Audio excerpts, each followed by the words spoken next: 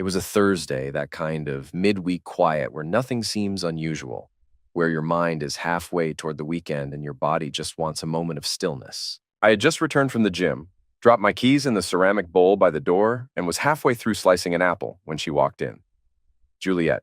She wasn't wearing anything dramatic, just a slate gray dress, blazer tossed carelessly over one shoulder, heels clicking like punctuation marks against the floor. But her face was different. It was expressionless. That's what made it worse. No anger, no sadness, just cold decision. She placed a thick manila envelope on the kitchen counter like she was delivering a menu, then looked up at me and said, "I've inherited $10 million. I want a divorce. Get out by tonight." That was it. Not a pause, not a flicker of hesitation, just the sentence dropped like a guillotine. I genuinely thought I'd misheard her. I waited for the punchline. Maybe a dry laugh, a cruel joke, even something to suggest I wasn't losing everything over breakfast. But she didn't laugh. She just stood there, arms crossed, like she just handed me my termination letter. I blinked. "I'm sorry." "What?" "You heard me," she said. "My inheritance came through. There's no need to pretend anymore. I'm done. I want my space back. I want my life back." My jaw clenched involuntarily. It wasn't just the words. It was the ease with which she said them. 7 years of marriage, dinners cooked, nights we held each other after bad dreams, business strategies I stayed up helping her build. All discarded like an unwanted draft. I looked down at the envelope. It had my name on it, bold, typed, no handwriting. That told me everything. She hadn't written this. She had prepared it, pre-planned, maybe for weeks, maybe longer. I opened it slowly, the paper slicing the tip of my finger as I pulled out the documents. A paper cut, but it felt like it bled everything. Inside were the divorce papers, a clean list of terms. She was keeping the house, the cars, the artwork, the accounts. I was being left with what I brought in, which, according to her declaration, was minimal. I let out a slow breath. Not anger, not sorrow, just the kind of disbelief that anchors itself in your bones. Then I heard it. Footsteps, heavy, intentional. I turned and saw them standing there. Her twin brothers, Troy and Mason. 2 men who never did a single thing without a smirk on their faces. They leaned in the kitchen doorway like henchmen in a bad movie, their arms crossed, smugness radiating off them like cheap cologne. "She doesn't need you anymore," Troy muttered with a crooked smile. I didn't respond. I just looked at him for a moment, then back at her. She didn't even flinch, didn't correct him, didn't soften the blow. She just stood her ground. This was coordinated. I could see it now. Not a heat-of-the-moment decision. This was weeks, maybe months in the making. She'd waited until the money hit her account, until she could surround herself with reinforcements, and then she'd launched her little coup. I stepped back from the counter and ran a hand through my hair. "So that's it?" I asked. "You get your payday and I become disposable?" She tilted her head like she was trying to understand why I was still standing there. "I don't love you anymore. I haven't for a long time. I stayed because I had to. Now I don't." The thing is, if she'd cried, I might have broken. If she'd yelled, I might have fought. But she was cold, calculated, detached. And I realized that the woman standing in front of me now wasn't the person I married. Or maybe she was. Maybe I had just refused to see it. My hand was still bleeding lightly from the paper cut. I wiped it on a napkin, then nodded slowly. "All right," I said quietly. "If that's what you want." She nodded once, like a queen granting an exit. "Be gone before dinner." I walked past her, not looking back. Not yet. Not while they were watching. I went upstairs and entered the bedroom we once shared. It already felt foreign. As I opened the closet, I could see gaps, items missing. My cufflinks, my tablet, a framed photo of my late mother. Gone. She'd been preparing for this. Probably had a bag of excuses lined up if I had noticed earlier, but I didn't because I trusted her. I opened my travel case and began to pack. Not much, just the essentials. The suit my father gave me, my old watch, the passport I kept locked away. I moved with purpose, folding each shirt with the kind of care you give to memories, not clothes. I could hear them downstairs, talking, laughing. The sound made my stomach turn. I grabbed my phone, opened my banking app. The joint accounts were already inaccessible. My name had gone. Just like that. I smiled, not out of humor, but because I realized something. They thought this was the end of me, but they had no idea who I really was. When I finally zipped my bag shut and took one last look at the room, I didn't feel grief. I felt focus. I walked slowly down the stairs, my suitcase trailing behind me. Juliet was in the kitchen now, pouring wine. The gall of it, a toast to betrayal. She didn't look up as I passed. Her brothers did. Troy tilted his head, clearly hoping for some reaction, some last word, but I gave him nothing. I walked out the front door and paused on the porch. Then I turned back and said, "Calm as steel. You'll regret this. All of you." They laughed. That was fine. Let them laugh. They wouldn't be laughing for long. Not after what I had planned. Not once I reminded them exactly who they had underestimated. Because this wasn't the end. No, this was the beginning. I wasn't even halfway down the driveway before I heard her voice slice through the air like glass. "Hey, that bag stays." I stopped, my fingers wrapped tighter around the suitcase handle. The one bag I'd managed to pack with a shred of dignity left. I turned slightly, not all the way, just enough to see her storming out the front door, barefoot, fury in her eyes, wineglass still in hand. "This is my personal stuff," I said as calmly as I could. "Clothes I bought with my own money. The watch my father left me. Photos from my childhood." Juliet threw her hand up like I'd insulted her. "Everything in this house is under my name. Everything. And if you walk off with anything, it'll be theft." I stared at her in disbelief. "You really want to do this here, in front of your neighbors?" She didn't hesitate. "I don't care who's watching. You don't get to take anything from me." That's when I heard them again, Troy and Mason, footsteps pounding across the deck behind her, like they'd just been waiting for the moment to jump in. They came into view, one on each side of her, like twin security guards with a grudge and too much time on their hands. "Didn't you hear her?" Troy said, folding his arms. "Don't make this harder than it has to be," Mason added. I looked from one to the other. They were built like oak trees, but spoke like teenagers trying to sound tough. Part of me wanted to laugh. Another part of me wanted to snap, but I kept still. Years of swallowing things for the sake of peace had trained me well. "I'm not leaving without my things," I said again. "You can throw me out, but I won't walk away like a stray dog." That was when it happened. Troy moved first. I didn't even see the fist, just felt a burning tug at my scalp as he grabbed a fistful of my hair and yanked my head backward. The suitcase dropped from my hand with a hard thud on the walkway. Before I could catch my balance, Mason was at my side, one arm hooked around my torso, the other slamming into my shoulder. I twisted, shouted, tried to break free, but they didn't stop. They dragged me down the front steps like I weighed nothing. My back hit each step hard, scraping against the stone, my arms flailing to grab anything. I heard the sound of fabric ripping. My shirt, my pride, I couldn't tell. Somewhere behind them, Juliet was yelling, "Get him out of here!" They threw me like a bag of trash onto the gravel at the bottom of the driveway. I hit the ground with a sick crunch, the kind that tells your bones something's going to bruise tomorrow. I stayed still for a moment, not because I was scared, but because I knew if I got up too fast, I might lose control. And I couldn't afford to do that, not now, not in front of them. I wiped my lip. Blood. A thin, sharp line. I stood slowly, quietly. Mason smirked. "You're lucky we didn't call the cops." Troy leaned against the porch rail like he'd just finished a workout. "You really thought she'd keep you after that check cleared?" Juliet stood in the doorway, arms crossed, face like stone. "This house was never yours," she said. "This life was never yours." I didn't answer. I just looked at her for a long, full second. Not at her makeup or her hair or the expensive robe she wore like armor.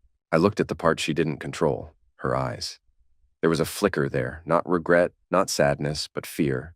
Fear that I wasn't broken, that maybe I was just quiet. I reached down, picked up my suitcase, now scuffed and dirt-covered, and rolled my wrist to check my watch. Still ticking. Good. I looked back at all three of them, these so-called giants in their little castle, and said in the calmest tone I've ever used, "You'll regret this. All of you." Mason laughed like it was a punchline. "Y'all? You going to sue us? Cry to a judge? Please. You have nothing. You're just mad she finally figured you out." I smiled, a real one this time, the kind that doesn't reach your eyes. "I'm not mad," I said. "I'm wide awake." Juliet flinched, only slightly, but I saw it. She knew me better than they did. Knew I wasn't a yeller, wasn't a fighter. I was a builder, a planner. And she'd just given me something I hadn't had in years, a reason. I turned and walked away slowly. Not limping, not running, just walking, my feet steady, my mind racing. Every step I took was another nail in the coffin of the life she thought she ended. Every footfall was a promise. Because here's the thing no one tells you. When someone strips everything away from you, you stop being afraid of loss. You start seeing clearly. You remember who you are. And I remembered. I remembered every late night I spent teaching myself coding while she slept. Every investor meeting I took while pretending I was just consulting. Every share I bought under different names. Every paper I filed that she never bothered to read. This wasn't the end of my story. This was the spark. They thought throwing me out of the house would be the climax. But it was just the beginning of the first chapter. They thought I had nothing left. But they'd forgotten one thing. I built her, and I could build again. This time without her, this time better, smarter, stronger. And when I did, I wouldn't yell, I wouldn't knock, I'd just show up. And they'd know. They'd know they dragged the wrong man down those stairs. And that everything they laughed at that day was going to burn down in silence. The first night on the outside, I stayed at a hotel, a quiet one by the edge of town with low lighting and worn carpets. Nothing flashy, just somewhere with a bed, a desk, and silence. That's all I needed. Silence. It's funny how after someone tries to destroy you, the first thing you miss is peace. Not revenge, not power, just peace. I sat on the edge of that bed for a long time, staring at the wall. My body was still sore from being manhandled like a rag doll, my lips swollen, my scalp tender. But inside, I felt something I hadn't felt in years. Stillness. Like when you hold your breath underwater and finally rise to the surface. They thought they had thrown me out, left me with nothing. But what they didn't understand, what Juliet never cared to ask, was who I really was before I ever walked into her world. She met me when I was quiet, as she liked to say, low maintenance, a man who didn't mind fading into the background. She used to brag about how I didn't take up space. What she never asked was why I didn't, because I had already done that part of life, the spotlight, the risk, the chaos, and I had walked away from it all for peace, for simplicity, for her. I used to be Arland Rivers, not the husband who helped with the books, not the man who used to work in tech. I was co-founder of Zephyr. We built military-grade cybersecurity systems. Our software protected data for governments, hospitals, even space programs. We sold it 5 years ago. Quietly, split the deal, clean. I took my $18.2 million payout and vanished from the news cycle because I wanted to build a life without flashing cameras and paranoid meetings. I wanted a home, a woman I could believe in. And for a while, I thought Juliet was that woman. She never knew. She never wanted to know. She liked the version of me that wore jeans and made omelets on Sundays. She told people I did freelance work, and I let her. It was easier. Let her have the spotlight. Let her father believe he was the one who inspired her to launch her own brand. Let her brothers joke about how I was good with tools. I let them think I was small. Why? Because I didn't care if they thought I was powerful. I cared if she thought I was good. Turns out, that wasn't enough. Now, sitting in that dimly lit hotel room with a bag of clothes and a bleeding lip, I wasn't bitter. I wasn't even angry anymore. I was awake. I opened my laptop, still had it, still clean, still fast. I logged into one of my backup servers, accessed a series of encrypted files I hadn't touched in years. There they were. Portfolios, assets, holdings. I hadn't just sat around after selling Zephyr. I'd invested smartly, diversely, internationally. Real estate, clean energy, artificial intelligence, most of it in trusts that didn't carry my name. My real net worth, closer to $27 million, not including the land I owned in Utah or the licensing rights I'd quietly acquired through my dummy corporation, Tundra Holdings. Juliet didn't know any of this because she never asked. She never noticed the trips I took for coding jobs were actually meetings with hedge fund managers. She never questioned the nondescript mail I got from the Isle of Man or the Cayman Islands. She thought I was basic, and I let her because I thought love didn't require resumes. That's on me. I scrolled through the list of properties, accounts, and companies I had kept in the shadows. Nothing flashy, just clean and insulated. I wasn't the richest man alive, but I wasn't the broken fool they thought they tossed onto the curb either. They had poked the bear, and now the bear was wide awake. I made a list. It wasn't dramatic, just bullet points typed into a notes app. But every name on that list, they had laughed at me, mocked me, touched me without consent, tried to erase me. Juliet, Troy, Mason. I wouldn't scream at them. I wouldn't threaten them. I'd just start pulling the threads, quietly, one by one. I took out my phone and called a name I hadn't dialed in 3 years. Drayton Wells. Old friend, real estate lawyer, smart, meticulous, and he owed me badly. He answered on the second ring. "Arland, it's time," I said. Silence on the other end, then, "You're serious?" "Dead serious. Tell me where to meet you."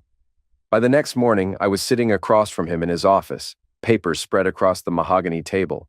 He blinked when he saw the assets. "They have no idea this is you?" "None." "Damn." I just smiled. "Let's begin with the Montgomery estate." He raised a brow. "Her family's? It's not fully theirs." "Not yet."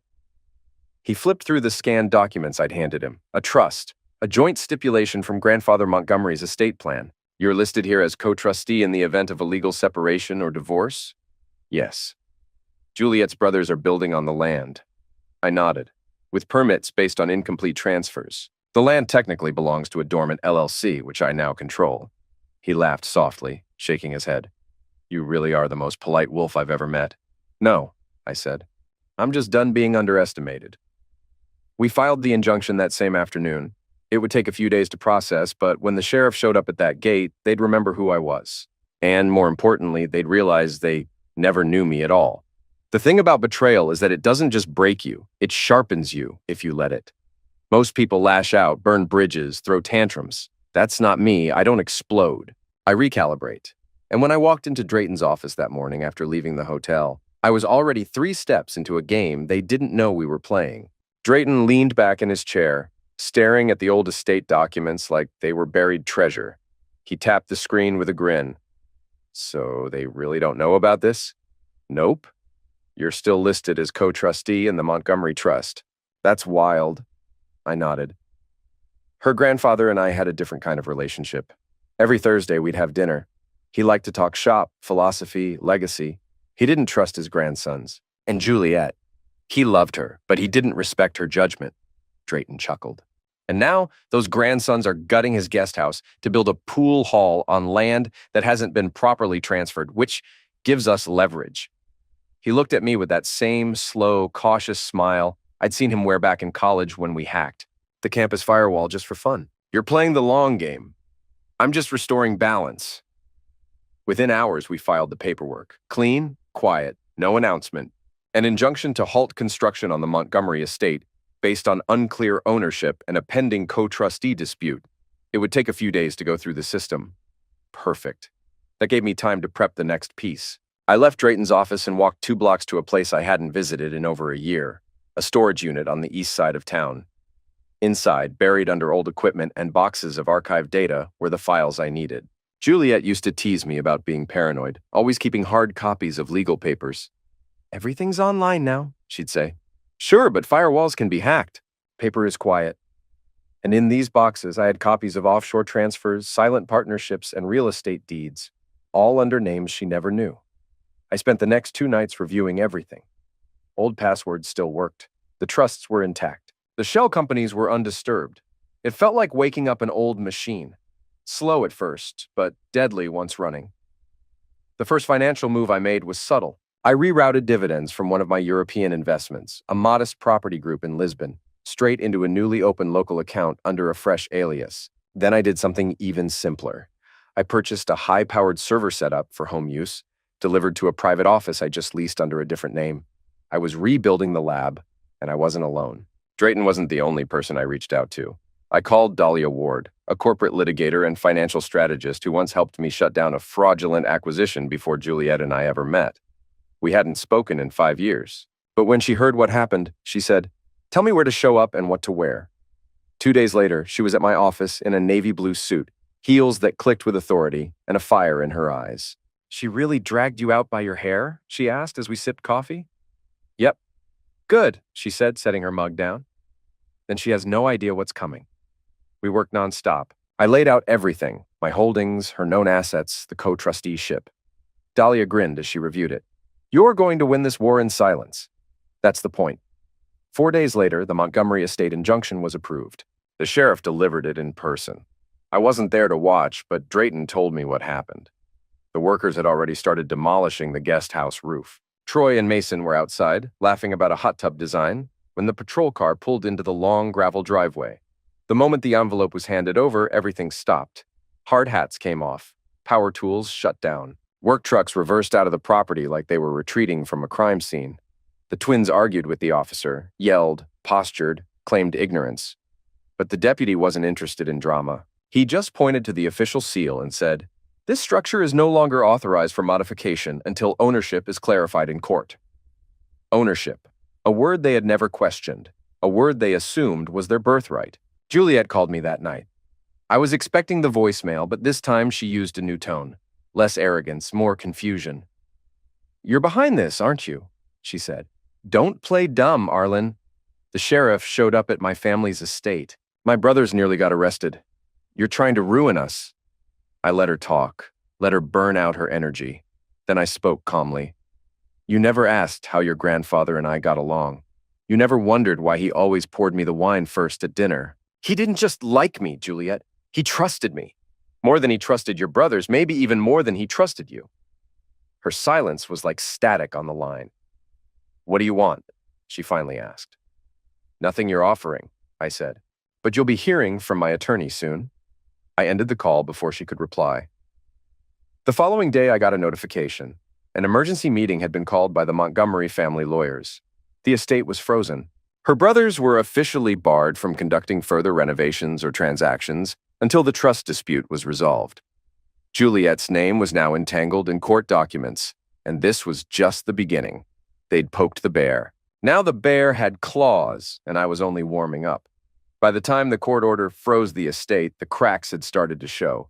I wasn't sitting on some throne cackling in triumph. I was at my desk in a small rented office space with a coffee that had gone cold, watching the whole house of cards start to lean. And the best part? I hadn't even laid a finger on the structure. I just pulled out the pin they never noticed was holding it all together. Juliet's brothers had started construction on the guest house weeks before the inheritance money even cleared. Overconfident, arrogant, and dumb. They assumed the land would transfer smoothly to Juliet. They assumed I wouldn't be in the picture long enough to matter. They were wrong on both counts. Now they were facing legal action from the local planning department for unauthorized construction on contested property.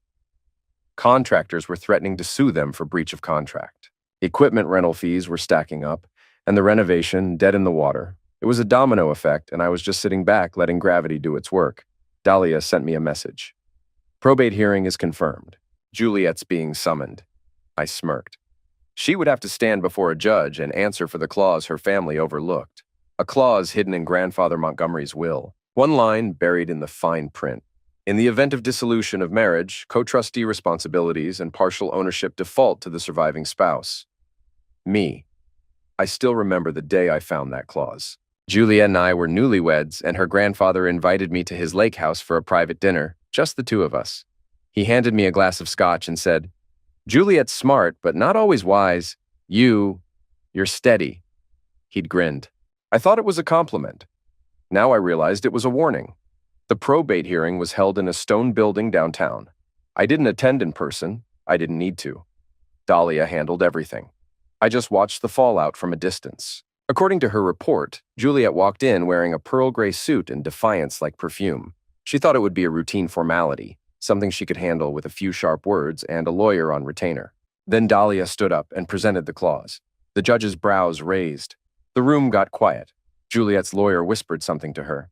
And for the first time in years, she lost her composure in public. She stormed out during recess, Dahlia told me, muttered something about you never being important enough to be written into the will. I laughed out loud at that one. She really didn't know. She had no clue. Not about the dinners, the trust, or that her grandfather kept me in the loop. Dahlia paused before continuing. "She asked me how you knew about the clause." I raised an eyebrow. "And what did you say?" "I told her the truth, that you'd earned it, that you didn't need to spy, you just needed to read." Later that afternoon, Juliet called again, but this time her tone wasn't angry. It was tight, afraid, like someone trying to keep control of a rope slipping through their fingers. "What is it you want, Arlen?" she asked quietly. I stayed silent for a beat, letting the question hang there because I knew it wasn't really a question. It was a surrender, an unspoken recognition that her carefully stacked empire was starting to wobble. "I don't want anything," I said. "I'm just claiming what was always mine. The land isn't yours. It was never just yours either. You just thought I'd be too passive to fight back. A pause. Then, he really liked you, didn't he? He respected me, I replied. There's a difference. I ended the call before she could respond. Not out of pettiness, but because I knew she needed silence more than she needed answers. Silence is where regret breeds. A few days later, Mason showed up outside the office. I saw him through the glass door, wearing a too-tight dress shirt and a fake smile. He knocked, waited, then knocked again, harder. I opened the door halfway. Bold of you to come here. Look, man, he said, scratching his jaw. We got off on the wrong foot. You mean the part where you and your brother dragged me down a flight of stairs? He winced slightly. That was a misunderstanding. Things were heated, very... Juliet's been rattled lately, he continued, his voice now shifting into that of a salesman trying to close a deal. You got your little win with the estate. Let's not blow this out of proportion. I stepped aside, letting him see the whiteboard on my wall, covered in diagrams, timelines, and case notes. The expression on his face changed. What is all that? Research, I said simply. Preparation. For what? I looked him dead in the eye. For everything else. He left quickly. I knew the message had been delivered. The Montgomery name wasn't untouchable anymore, and the man they treated like an accessory wasn't going to stay quiet. Within the week, rumors started to swirl in their business circles. Something about a pending lawsuit, inheritance trouble, frozen property assets. Investors got spooked. A luxury renovation project tied to the Montgomery name was put on pause. One of Juliet's public endorsements, some influencer skincare brand, quietly dropped her from a campaign. It didn't take much, just a few whispers in the right ears. Just enough truth to make people question the rest. I didn't have to destroy her brand. She was doing that all by herself. I just made sure the spotlight stayed on. And as I sat in my office one evening, watching emails come in, hearing the buzz build, and watching the empire tremble, I realized something important. Revenge isn't about rage, it's about precision.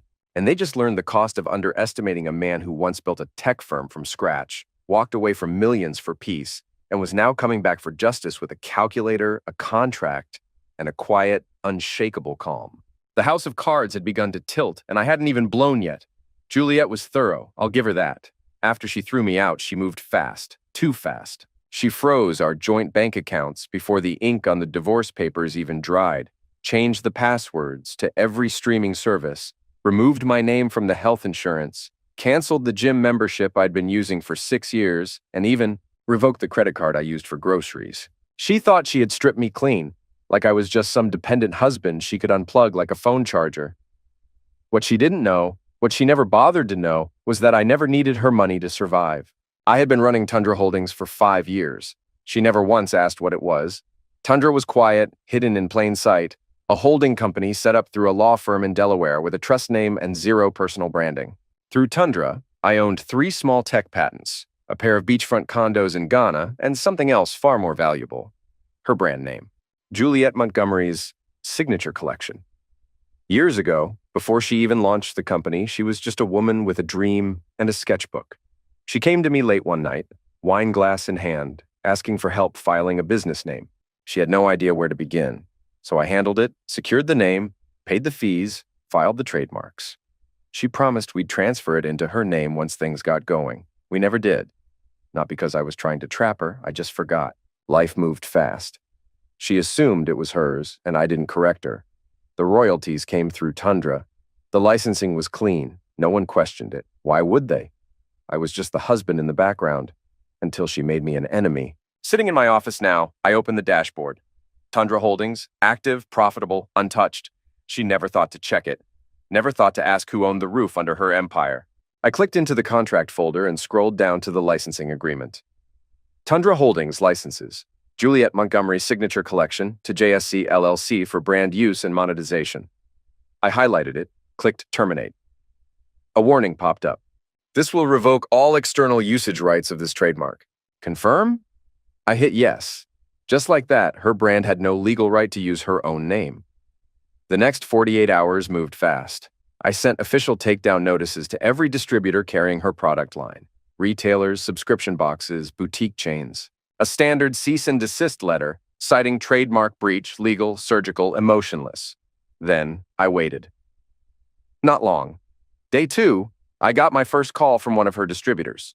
Hi, we just received a legal notice regarding the trademark for the Juliet Montgomery collection. Can you confirm this is accurate? Yes. The licensing agreement has been revoked. Will there be a new brand identity we should shift to? Not at this time. Understood. They pulled her listings before noon, then another call and another. By the end of the day, her skincare line had been removed from 7 major platforms. That evening, I sat back in my chair as my phone lit up. Voicemail, Juliet. I pressed play. Arlen, what the hell did you do? I just got a call from Cynthia at Elvita. She said, your name's on some contract. My inventory is being pulled. What is going on? I could hear the panic bleeding through her voice. It wasn't anger anymore, it was fear. Real fear. The kind that only comes when you realize you've been dancing over a cliff and just look down. I didn't call back. Not right away. Let her feel the silence. Let her sit in the space where she thought she had power and now finds air. On day 3, she sent a text. You're ruining everything I built. For what? Revenge? I stared at it for a while, then replied with one sentence. You're not taking anything from here, remember? No response. She knew. She remembered that night. The driveway, the screaming, her words spat out like venom. You're not taking anything from here. She'd said it like a queen dismissing a servant. Now those same words had come back like a boomerang with a blade. Later that night, Dahlia called me. She was laughing. She called my office 3 times and she wants to negotiate. I leaned back in my chair. Too late. I figured you'd say that. She used the brand to erase me. She stood on it like it was built without my hands. Now she'll feel what it's like to lose something that never fully belonged to her. She's scrambling, Arlen. Her sponsors are backing out. The wholesalers are freezing shipments, and there's a rumor going around that she might not legally own her own label. Word travels fast. Good. We sat in silence for a second. Then Dahlia added, I've known you a long time. I've seen you take losses and stay quiet, but I've never seen you like this. I've never needed to be like this. Because when you give everything for peace and someone responds with war, you learn how to fight in silence. Not with fists, not with yelling, but with documents, strategy, timing. They kicked me out thinking I had nothing. Now she had nothing that didn't have my name on it. I checked the trademark registration again. Still mine, still active, still untouchable. I didn't laugh, didn't gloat. I just sipped my coffee and stared at the screen. They triggered the storm. They just never expected the rain to fall only on them. It was only a matter of time before they came crawling back. First, it was silence, just the deafening quiet of a crumbling empire. Then came the anger, threats, voicemails, desperate emails dressed up as legal language. But I didn't respond. I didn't have to. The louder they got, the more power I had. The next message wasn't from Juliet. It was from Troy, the same man who had yanked me down the stairs like I was garbage. Now he was sending a neatly worded email requesting a mature and private discussion. I almost laughed, but I agreed on my terms. A public cafe downtown, neutral ground, no shadows to hide in. I arrived early and chose a seat facing the entrance. No suit, no flashy car, just jeans, a dark shirt, and the confidence of a man who knew he didn't have to yell to be heard. They walked in 5 minutes late. Troy in a tight blazer, Mason in sunglasses indoors like a clown, and Juliet between them, holding her bag like a shield. She didn't speak first. Troy did. We appreciate you meeting with us, he said, trying to sound calm. Mason leaned in. There's no need for things to get worse. I raised an eyebrow. Worse for who? They both looked at Juliet. Her mask was still on, perfect posture, neutral expression, but her eyes gave her away. They were glassy, uneven, not angry, exhausted. She tried to speak, failed, then tried again. I didn't know you still had access to the trademark. You didn't ask, I said simply. I assumed. You assumed I was stupid. You assumed I'd roll over and disappear. No, she said quickly. I assumed you'd never use it against me. I tilted my head. Why not? Silence. She didn't have an answer. None of them did. Because the truth was simple. They thought I was too weak to defend myself, that I would walk away like I came, quietly, invisibly. Mason cleared his throat. Look, we're not here to rehash old wounds. Good, I said. Then let's talk about how you're going to fix the new ones. Juliet's eyes flicked up at me for just a moment. Something cracked there, not the whole mask, just a fine line across the surface. What do you want, Arlen? She asked.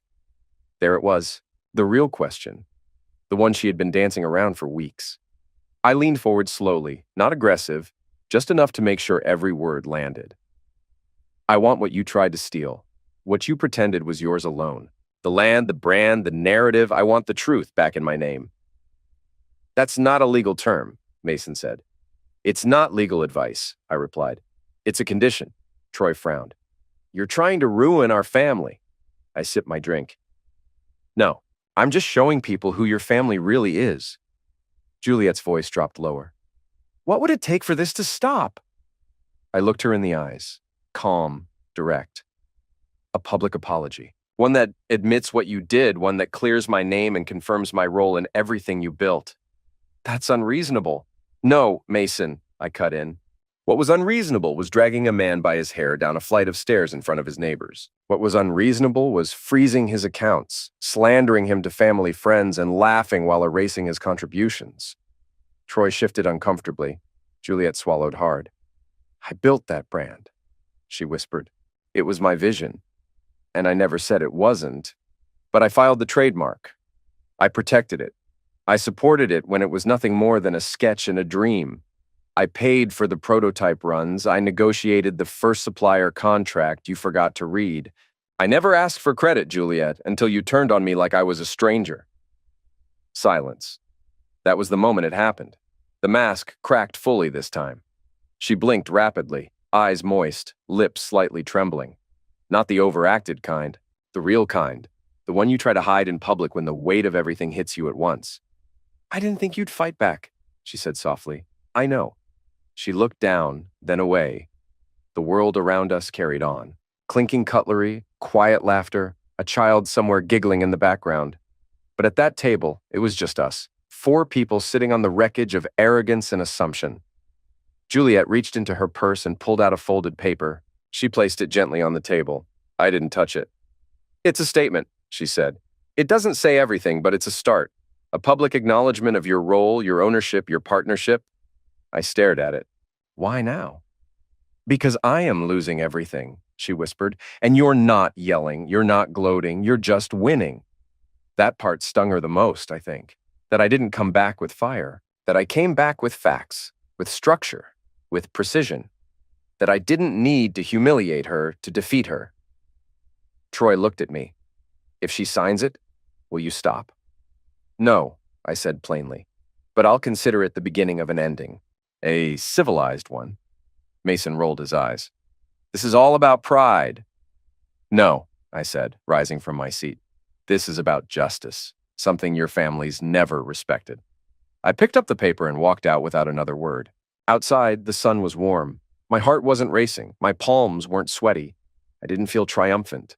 I felt steady, balanced. She had finally seen me. Not the ghost husband, not the handyman with a laptop, not the invisible investor. The man, the builder, the one they tried to erase. And now that the mask had cracked, there was no putting it back on. People think revenge is loud. They imagine screaming matches, dramatic confrontations, maybe someone throwing a glass across the room. But I've learned something different, something quieter. Revenge, when done right, isn't chaos. It's control, not in the shouting, but in the silence that follows. Not in the flame, but in the shadows that spread when you remove someone's light. That's why I bought the ad space, a full-page spread in the Globe Times, Juliet's favorite magazine. She once told a journalist during an interview that being featured there was her definition of legacy. She framed that article in her home office. It was still hanging the last time.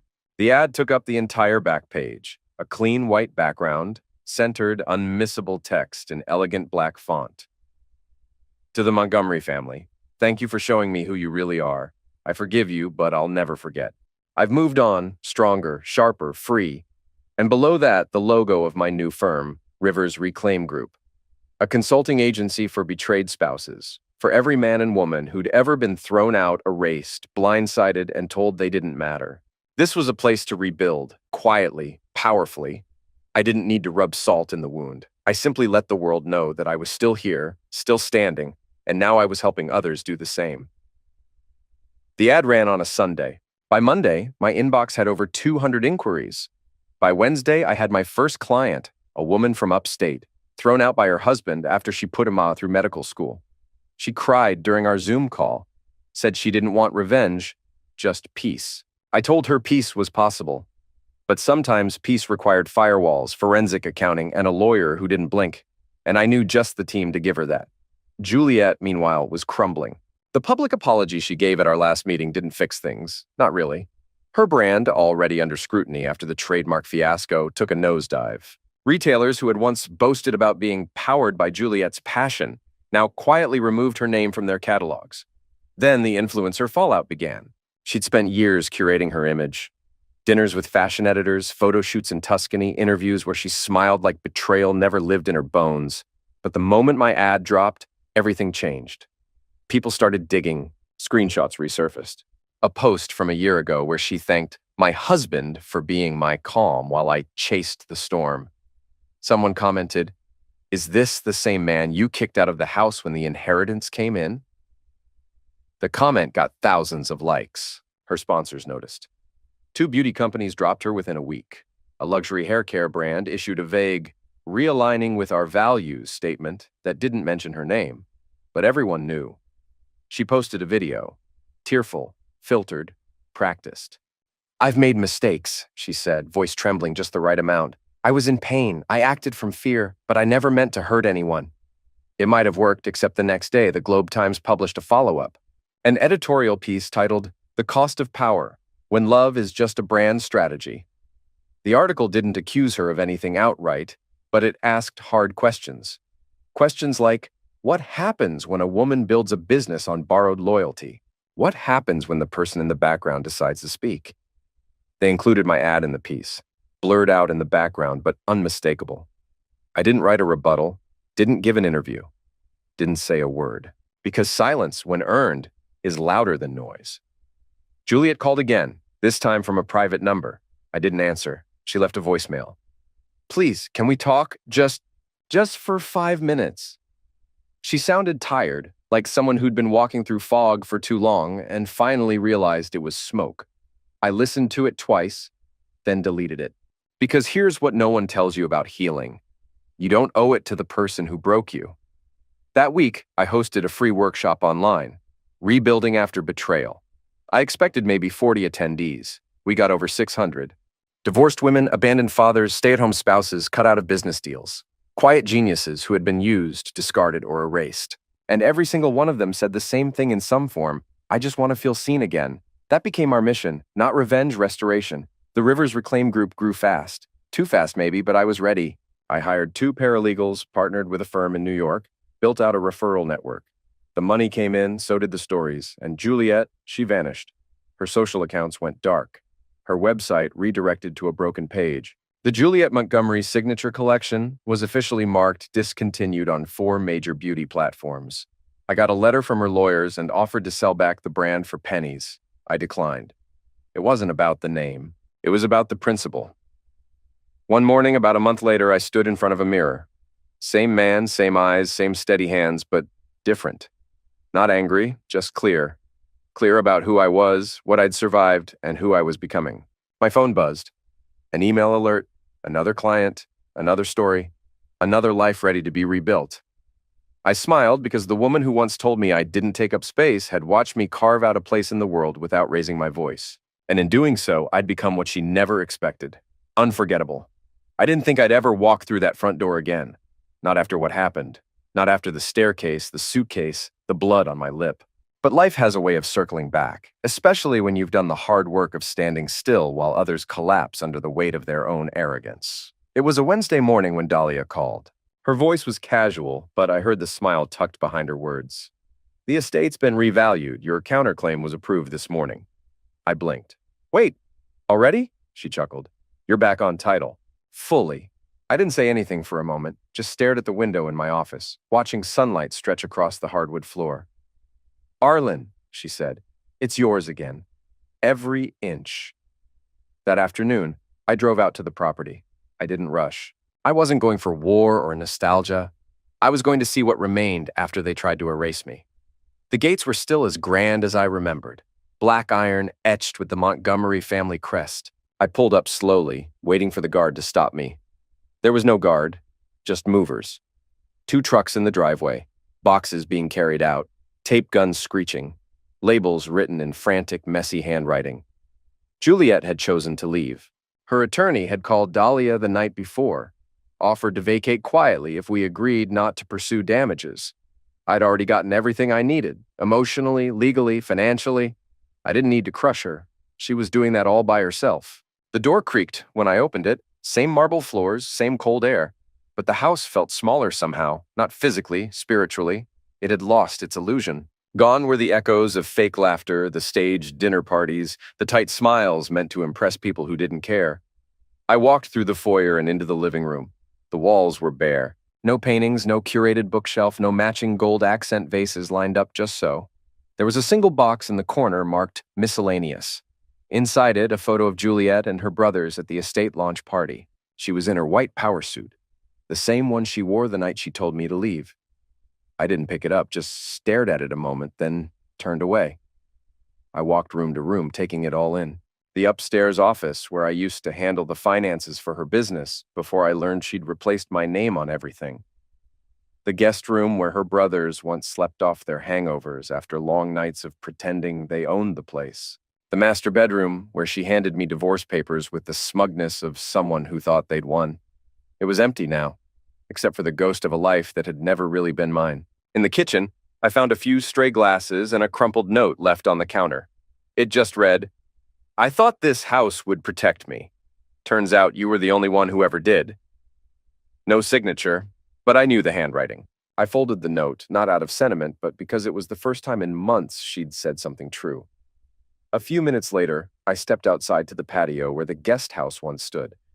Now it was a disaster. The renovation had been halted mid-project. Wood beams exposed, tiles scattered. The foundation cracked where they tried to pour a jacuzzi pit. The dreams they had built on stolen ground had collapsed right into the dirt. I stood there, hands in my pockets, just listening. Silence. Not the empty kind, the peaceful kind. I didn't rebuild it into a luxury suite or a game room or a guest lodge. I turned it into a justice center. 6 months later, the house became the headquarters of the Rivers Foundation for Reinvention, a nonprofit initiative I started to help people reclaim their lives after emotional and financial misuse.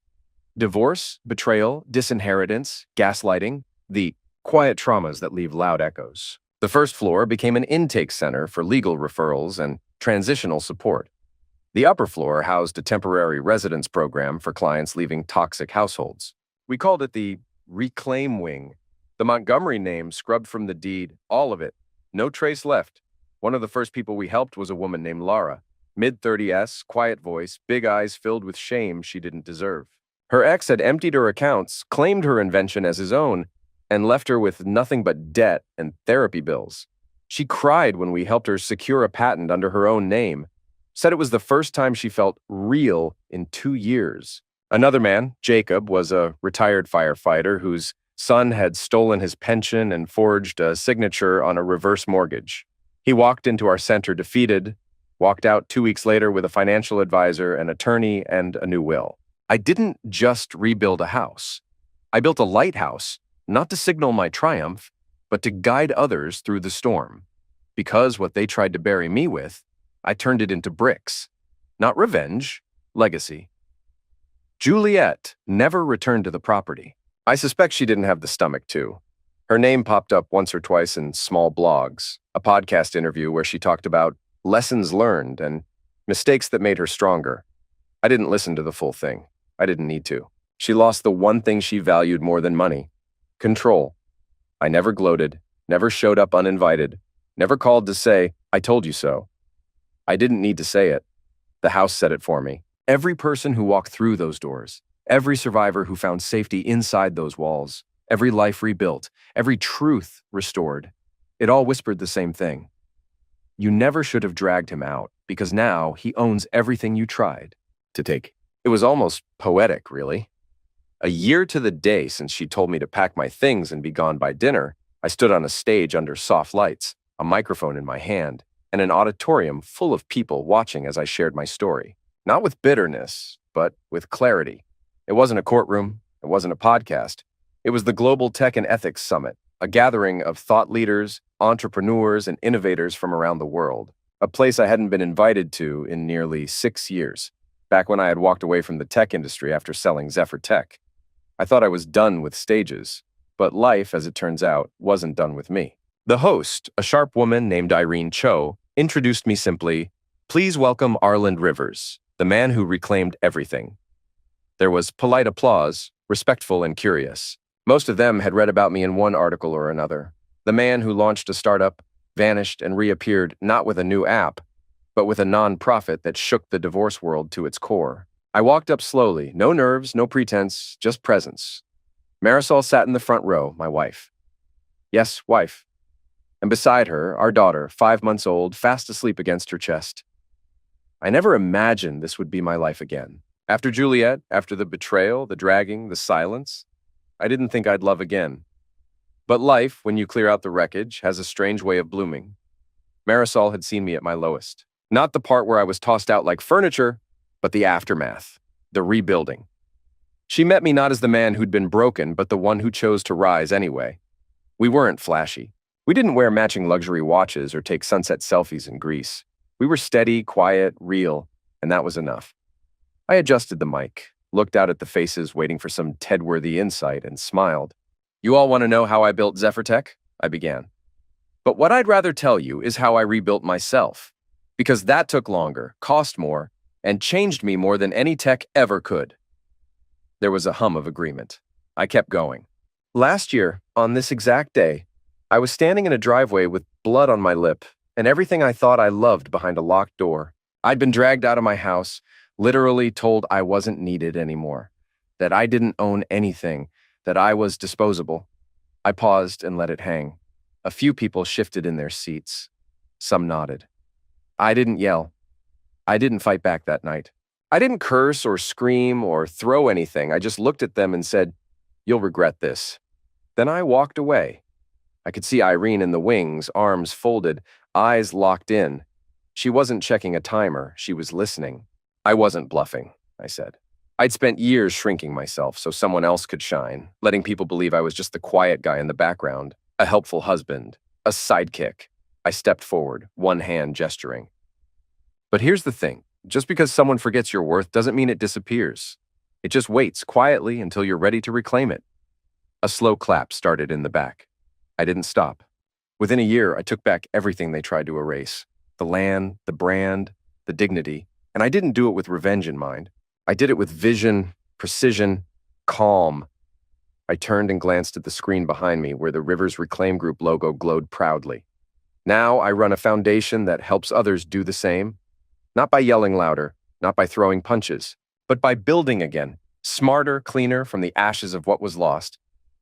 I could see a few teary eyes, people nodding, a man in the second row mouthing, "Thank you." Then came the question that always comes. Someone raised a hand, a journalist I recognized. "What advice," he asked, "would you give someone who's just been betrayed by the person they loved the most?" I looked at him for a moment. No rush, no dramatic pause, just the truth. "Don't yell," I said. "Don't chase. Don't sink to their level. Just build in silence and let your success choke every lie they ever told about you." The room went still. Then the applause came. Not thunderous, not performative, but real. Long, deep. Afterward, people lined up to shake my hand. Not fans, survivors. Widows, single dads, entrepreneurs who'd lost everything. A woman who whispered, "You saved me from going back." I nodded to each of them, took no credit, just listened. Later, as I stepped off the stage, Marisol wrapped one arm around my waist. Our daughter stirred in her carrier, yawned, and clutched at my shirt with a tiny hand. "You did it," Marisol whispered. "No," I said. "I became it." On the drive home, the city lights blurred past our windows. I thought of the Juliet who had once smirked while saying, "You're not taking anything from here." And now, a year later, I sat in a car I owned, beside a woman who saw me, really saw me. And in the back seat was a little girl with my smile. I checked the watch on my wrist, the one Juliet had once tried to claim in court. She lost that claim, like everything else. But it wasn't the loss that mattered. It was the realization. She thought it was over when she threw me out. She thought that dragging me down the stairs, freezing my accounts, and rewriting history meant she'd won. But she forgot something important. You can't destroy someone who knows how to rebuild. You can't bury a man who remembers where he planted his roots. So as we pulled into our driveway, I smiled. not out of revenge, out of peace. Because the man they dragged out by his hair, he didn't just survive. He became the blueprint. And now, he owns the world they used to rule.